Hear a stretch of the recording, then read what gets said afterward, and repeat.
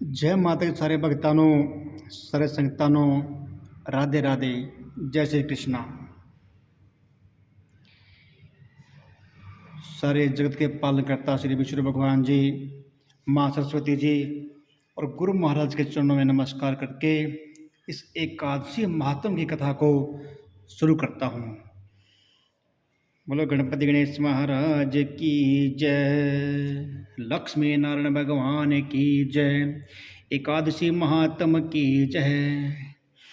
एक बार पुलस्त्य ऋषि से दलभ्य ऋषि ने पूछा कि हे ब्राह्मण, मृत्यु लोक में मनुष्य दूसरों का धन चोरी करता है, दूसरे लोगों से ईर्ष्या करता है तथा ब्रह्म हत्या आदि महान पाप करने पर भी नरक को प्राप्त नहीं होते हैं, इसका क्या कारण है?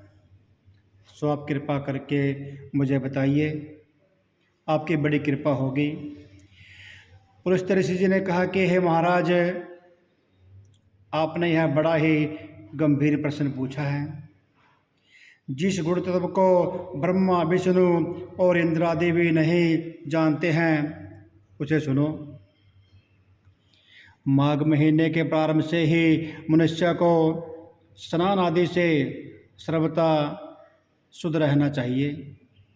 काम, क्रोध, मोह, लोभ, ईर्ष्या सबको त्यागना चाहिए। इंद्रियों को वश में करके अभिमान को छोड़कर भगवान का स्मरण करना चाहिए। और मूल नक्षत्र में स्नान आदि से शुद्ध होकर ऐसा गोबर लें जो जमीन पे न गिरा हो, उसमें तिल और कपास मिलाकर कंडे यानी उपले बनाने चाहिए तथा और फिर उन कंडों से 108 बार हवन करें। यदि उस दिन द्वादशी और मूला नक्षत्र हो तो संयम के साथ रहना चाहिए। फिर एकादशी जो कृष्ण पक्ष की हो उस दिन व्रत करे और रात्रि को जागरण करे और उन कंडों पर हवन करे। इस एकादशी को खड़तिला एकादशी कहते हैं।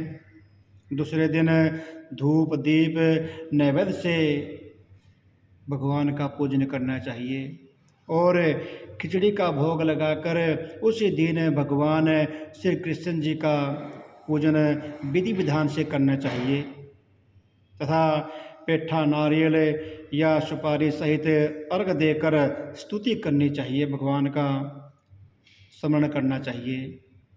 उपरोक्त चीज़ों का अभाव होने पर केवल सुपारी से ही अर्घ देवें। हे भगवान, आप शरण हो, संसार में डूबते हुए का उद्धार कीजिए। हे कमल नेत्रधारी, हे विशंबर भगवान, हे पुंडरीकाक्ष, हे जगत गुरु, मेरे इस तुच्छ अर्घ को आप लक्ष्मी के सहित स्वीकार कीजिए, ऐसी प्रार्थना करनी चाहिए। तत्पश्चात ब्राह्मण को जल भरा हुआ कुंभ प्रदान करना चाहिए तथा श्यामा गायें और तिल पात्र दान करना चाहिए। तिल दान से तिल और भोजन दोनों ही श्रेष्ठ दान कहे गए हैं। इस प्रकार जो मनुष्य जितने तिल का दान करता है वह उतने ही सहस्त्र वर्ष तक स्वर्ग में निवास करता है। तिल का स्नान करना चाहिए, तिलों से हवन करना चाहिए, तिल का भोजन करना चाहिए, तिल का तिलक लगाना चाहिए, तिल का उबटन लगाना चाहिए और तिल का दान करना चाहिए। इसे खड़तिला एकादशी कहते हैं। इससे अनेक प्रकार के पाप नष्ट हो जाते हैं। देव ऋषि नारद जी ने कहा कि हे भगवान, आपको नमस्कार है। हे देव, इस खड़तिला एकादशी के व्रत करने से क्या पुण्य होता है, सो मुझसे कहिए। श्री कृष्ण जी ने कहा, हे नारद मुनि, मैं तुम्हारे सन्मुख आंखों देखी घटना का वर्णन करता हूँ, सो तुम ध्यान देकर सुनो। प्राचीन काल में मृत्यु लोक में एक ब्राह्मणी सदैव व्रत किया करती थी, भगवान की भक्ति किया करती थी। वह ब्राह्मणी अत्यंत बुद्धिमान थी। एक बार वह लगातार पूरा 1 महीने तक व्रत करती रही, जिसके कारण उसकी देह दुर्लभ हो गई, वह बहुत कमज़ोर हो गई। इतना करने पर भी उस ब्राह्मणी ने कभी किसी देवता तथा ब्राह्मण को अन्न का दान नहीं किया। तब मैंने विचार किया कि इस ब्राह्मणी को शरीर आदि शुद्धि कर लेने के कारण विष्णु लोक तो प्राप्त हो जाएगा, किंतु इसने कभी अन्न का दान नहीं किया, जिसके कारण इसकी तृप्ति न हो सकेगी, वहाँ से अन्न नहीं मिलेगा। यह विचार करके उस ब्राह्मणी के यहाँ अन्नदान लेने के लिए स्वयं विष्णु भगवान जी ब्राह्मण का रूप धारण करके ब्राह्मणी के घर में गए। उस ब्राह्मणी ने मेरे आने का कारण पूछा। मैंने निसंकोच उत्तर देते हुए कहा, मुझे अन्न की भिक्षा चाहिए। मेरे इस प्रकार कहने पर उस ब्राह्मणी ने क्रोधित होकर माटी का टेला उठाकर मुझे दे दिया। तब मैं उस माटी के ठेले को लेकर स्वर्गलोक में वापस आ गया। कुछ काल के उपरांत वह ब्राह्मणी भी अपने शरीर को त्याग कर स्वर्गलोक में निवास करने को आई।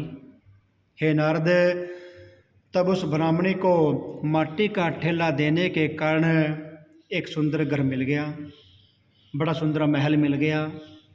उस ब्राह्मणी ने जब अपने उस घर को अन्य वस्तुओं से शून्य देखा तो वह दौड़कर मेरे पास आई कि घर में तो कोई खाने पीने की वस्तु है ही नहीं। हे भगवान, मैंने अनेक व्रत किए हैं, अनेक पूजा पाठ किए हैं और आपके तहत पूजा की है, फिर भी मेरा घर सभी वस्तुओं से शून्य है, खाली है। सो उसका क्या कारण है? तब मैंने उस ब्राह्मणी से कहा कि पहले तुम अपने घर को जाओ और द्वार तब खोलना जब वहाँ देवी स्त्रियाँ आए। उनसे तुम खटतिला एकादशी के व्रत की कथा को सुन लेना। भगवान के वचनों को मानकर वह ब्राह्मणी अपने घर को चली गई। जब देव स्त्रियाँ वहाँ पर दरबार खुलवाने के लिए आई तो उस ब्राह्मणी ने कहा, यदि आप दरबार खुलवाने के लिए आए हैं तो पहले आप मुझे खटतिला एकादशी का व्रत महात्म सुनाइए। तब उन देव स्त्रियों में से एक ने उसे खटतिला एकादशी का महात्म कह सुनाया। जब उस ब्राह्मणी ने अपने घर का दरबार खोला तब उन देव स्त्रियों ने उस ब्राह्मणी को सब स्त्रियों से अलग ही पाया। फिर उस ब्राह्मणी ने भी खटतिला एकादशी का व्रत किया, जिसके प्रभाव से उसका घर धन धान्य से, सोना चांदी आदि से परिपूर्ण हो गया। अतः मनुष्य को चाहिए कि मूर्खता को त्याग कर खटतिला एकादशी का व्रत शास्त्र विधि से करे और भगवान की भक्ति करे, अन्न का दान, तिल का दान करे। बोले एकादशी महात्म की जय। बोलिए विष्णु भगवान जी महाराज की जय। श्री कृष्ण गोविंद हरे मुरारी, हे नाथ नारायण वासुदेव। श्री कृष्ण गोविंद हरे मुरारी, हे नाथ नारायण वासुदेव। हे नाथ नारायण वासुदेव, हे नाथ नारायण वासुदेव। श्री कृष्ण गोविंद हरे मुरारी, हे नाथ नारायण वासुदेव। श्री कृष्ण गोविंद हरे मुरारी, हे नाथ नारायण वासुदेव। हे नाथ नारायण वासुदेव, हे नाथ नारायण वासुदेव। श्री कृष्ण गोविंद हरे मुरारी, हे नाथ नारायण वासुदेव। बोल लक्ष्मी नारायण भगवान की जय। श्री कृष्ण कन्हैया की जय। गुरु महाराज की जय।